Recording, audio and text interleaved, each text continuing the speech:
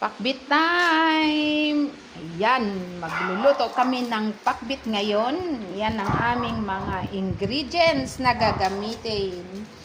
Plus, iluluto namin sa palayok! Oh, diba? Nakakita kami ng palayok, guys. Ayan. So, itry namin ngayon ang aming palayok. Diyan namin lulutuin si pakbit. Yan. Yala. After an hour, pakbit is ready.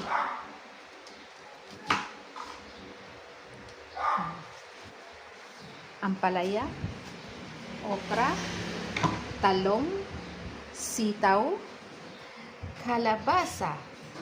Yan. Diba?